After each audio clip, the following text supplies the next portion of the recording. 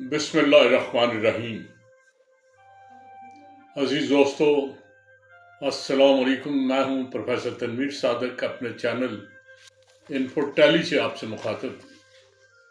پنجاب کے بارے میں نے ایک مضمون کبھی لکھا تھا، آج وہی میں آپ کو سنا رہا ہوں۔ پانی انسان کی بنیادی ضرورت ہے، اس سے بغیر زندگی ممکن نہیں۔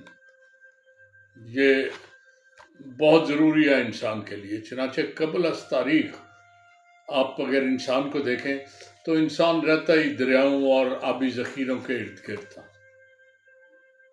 اس حوالے سے قدیم تاریخ میں مختلف آبادیوں کے بارے میں آپ پڑھیں تو مصر اور عراق بڑے قدیم ہیں، لیکن اتنا ہی قدیم جتنے وہ ہیں یہ جو دریائے سندھ کا خطہ ہے یہ بھی تھا۔ پنجاب میں بھی اسی دور میں آپ کو آبادی کے نشان نظر آتے ہیں۔ بہاولپور کے علاقے میں ایک دریا ہے جو اب خشک ہو گیا ہوا وقت کے ساتھ، اسے دریائے ہیکرا کہتے ہیں۔ تو دریائے ہیکرا جو ہے نا، وہ جب ہمالہ کے علاقے سے نکلتا تھا جس جگہ سے، اس جگہ اس دریا کا نام گاگرا ہوتا تھا۔ کہتے ہیں کہ ہندوؤں کی مقدس کتابوں میں جس دریائے سرسوتی کا نام شمار، وہ شاید یہی جو ہیکرا یا گاگرا دریا جو ہے نا، وہ شاید یہی دریا تھا حقیقت میں۔ تو بہرحال وہ سرسوتی کئی جگہ آپ کہتے ہیں، لیکن شاید شروع میں وہی دریا تھا جو سرسری تھا۔ اب بھی بہاولپور کے علاقے میں بعض جگہ کھدائی کی گئی ہے تو وہ دریائے ہیکرا کے آس پاس 32 مقامات پر ایسے شواہد ملے ہیں جہاں لگتا ہے کہ لاکھوں سال قبل انسان وہاں آباد تھا۔ پنجاب کی تاریخ بڑی پرانی ہے۔ ویدک دور جو ہے اس میں اسے پست سندھو کہا جاتا تھا۔ یونانیوں نے اس علاقے کو پینٹاپوٹمیا کا نام دیا۔ مسلمانوں نے اسے 5 دریاؤں جہلم، چناب، راوی، ستلج اور بیاس کے حوالے سے پنجاب کا نام دیا۔ 5 آب، 5 دریا یا 5 پانی۔ پنجاب کے نام سے اس کا ذکر آئین اکبری میں بھی آپ کو ملے گا۔ انگریزوں سے پہلے 1800 سے لے کے 1799 سے شاید لے کے 1849 تک، یہ 50-51 سال سکھوں کی حکومت رہی ہے۔ سکھوں کے دور میں پنجاب میں 70% مسلمان تھے، 17% صرف سکھ تھے اور 13% ہندو اور دیگر لوگ آباد تھے۔ 1947 میں بہت تھوڑا اس ریشو میں فرق پڑا، آلموسٹ یہی ریشو تھی آبادی کی کہ 70% مسلمان تھے، 17% سکھ اور 13% ہندو۔ لیکن جب تقسیم کی گئی تو پنجاب کا 56% رقبہ ہندوستان کو چلا گیا اور مسلمانوں کے حصے 56%، 70% آنا چاہیے تھا لیکن 56 آیا۔ پنجابی لکھنے کے 2 انداز ہیں۔ پنجاب ہم اردو لکھتے ہیں تو یہ دائیں سے بائیں کی طرف چلتے ہیں، یہ فارسی بھی اسی طرح لکھی جاتی ہے۔ فارسی شاہوں کی جو بادشاہ ہندوستان پر راج کرتے تھے ان شاہوں کی زبان تھی، چنانچہ جو پنجابی لکھتے ہیں نا اردو کی طرز پر، اسے کہتے تھے یہ شاہ مکھی ہے، یعنی شاہ کا مکھڑا اس میں نظر آتا ہے، مکھی شاہ کے چہرے والی۔ اور جو ہندی ہے وہ بائیں سے دائیں کو لکھی جاتی ہے، اور جو سکھ گرو ہے، سارے گرو اپنی اردو پنجابی جو لکھتے تھے نا وہ ہندی کی طرح نقل کرتے تھے، چنانچہ وہ گرمکھی یعنی گرو جن میں گرو کا چہرہ نظر آئے اسے گرمکھی زبان کہتے تھے۔ تو پنجابی لکھنے کے 2 طریقے ہیں، گرمکھی اور شاہ مکھی۔ شاہ مکھی مسلمانوں کا انداز ہے اور گرمکھی سکھوں کا۔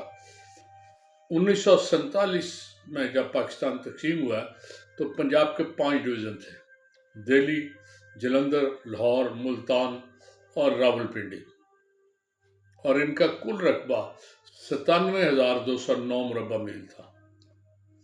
اس کے علاوہ پنجاب میں آزاد ریاستیں بہت زیادہ تھیں، اتفاق سے وہ ساری کی ساری مشرقی پنجاب کے علاقے میں تھی، جن میں آپ دیکھیں پٹیالہ، جانڈ، نابا، بہاولپور ہماری طرف تھی، سرمور، رجانہ، پٹودی، کالسیا، شملہ، کپورتھلا، مانڈی، ملیر کوٹلا، سکت، فرید کوٹ، چمپا وغیرہ بڑی ریاستیں تھیں، صرف بہاولپور تھی، باقی سب ادھر تھی۔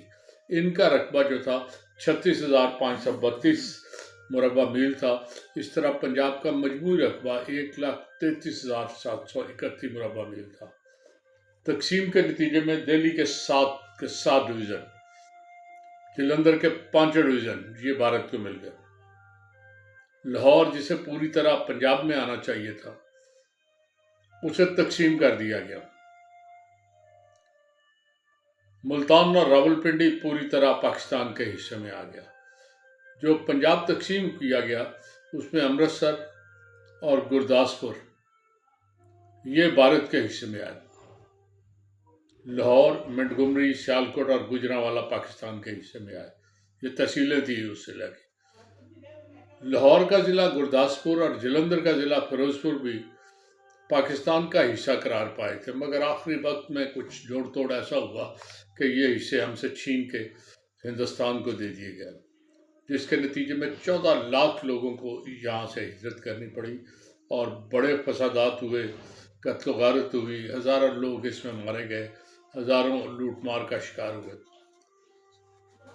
بھارت یا گورمکھی پنجاب رقبے کے لحاظ سے پنجاب کا 44% تھا، جس میں 14 اضلاع اور بہاولپور کے علاوہ تمام ریاستیں شامل تھیں۔ عارضی طور پر شملہ اس کا صدر مقام قرار دیا گیا۔ 1960 میں ایک نیا شہر ہندوستان نے بسایا جس کا نام چندی گڑھ تھا، اسے پنجاب کا صدر مقام قرار دیا گیا۔ 1 نومبر 1966 کو پنجاب کو انتظامی اور لسانی بنیادوں پر پھر انہوں نے تقسیم کیا۔ سکھ بولنے والی آبادی کا نام پنجاب رکھا گیا، جہاں ہندو اکثریت تھی، ہندی بولنے والے زیادہ تھے، اسے ایک نیا صوبہ ہماچل پردیش کا نام دیا گیا۔